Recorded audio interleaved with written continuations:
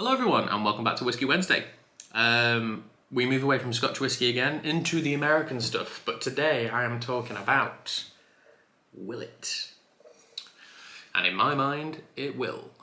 This is Willett's own distillate. It is a 4-year-old 56.4% straight rye whiskey. Now, Willett had a very interesting history, which does date back further than 1936, but I encourage you American whiskey fans to check out Willett's website because it's very, very interesting. Essentially, the Willett family wanted to start a distillery in 1936. Few things kind of got in the way. Another family is now in ownership of the brand, but as a distillery, when they were purchasing products from MGP and other massive spirit producers, they were bottling Willet pot still whiskey, that whiskey that comes in that ridiculous pot still bottle. They still bottle Rowan's Creek, Noah's Mill, Old Bardstown. There's another one that they do, which I can't remember what it's called. But I believe in 2016, they bought a still and began to produce their own whiskies. Now, it was a pot still, and this is a 4-year-old from it.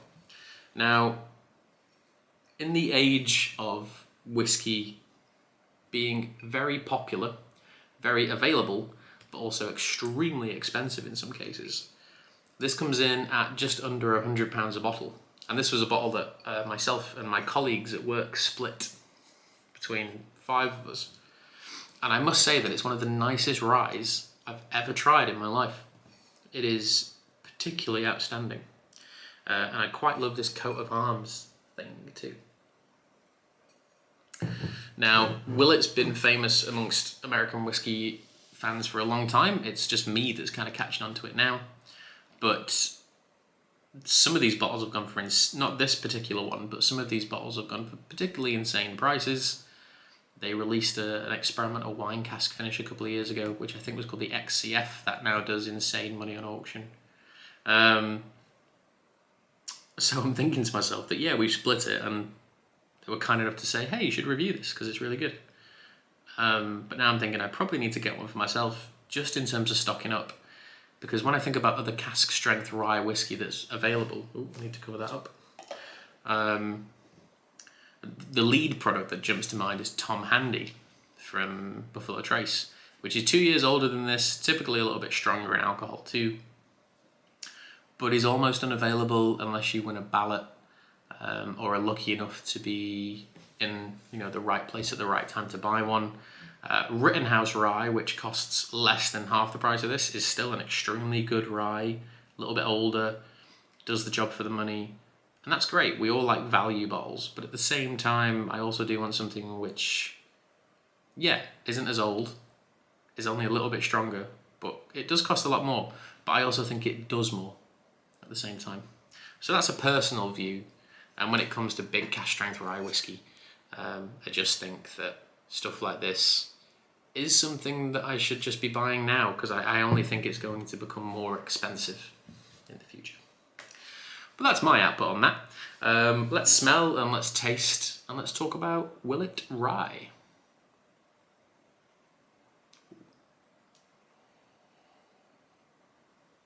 I love reviewing all types of whiskey, but there is just something particularly good about the first nose of a cask strength rye or bourbon.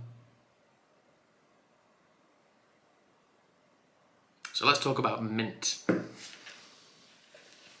This is like walking. Does mint grow in fields? I assume it does in general. I know it grows, but I don't know where or how it is cultivated en masse. But this is just like walking through a mint field. It's so fresh and green and lively.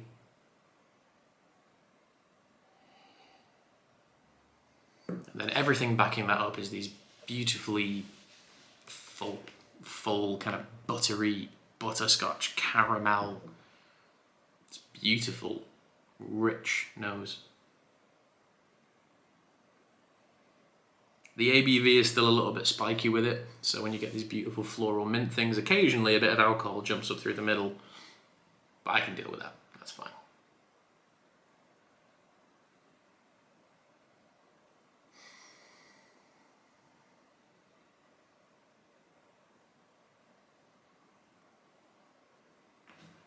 Not the most complicated nose in the world. Mint, caramel, butter, butterscotch, loads of vanilla. Just very typical. But at 56.4%, I did expect it to be a little bit punchier. But I kind of like that it isn't. Let's taste it.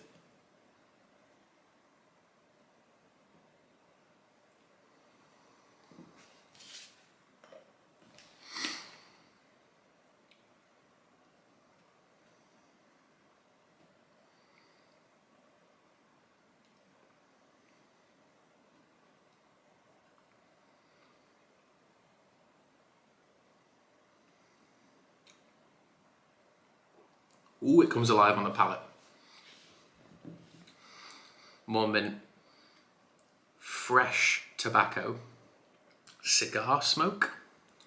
I recently smoked a cigar outside just because I had a really nice day off. Not smoked a cigar in a long time. Wonderful experience. Terrible nicotine rush. But the taste of that. Cigar smoke. Cigar tobacco. Beautiful. There is an amazing like maple syrup note just at the end of it. You kind of get this big like attack of maple syrup and vanilla just kind of like rushing everything around your palate. The mint thing is still running through the middle. It's everything you want from a cask strength rye. Literally everything you want. While still being remarkably easy to drink at 4 years old and 56.4%.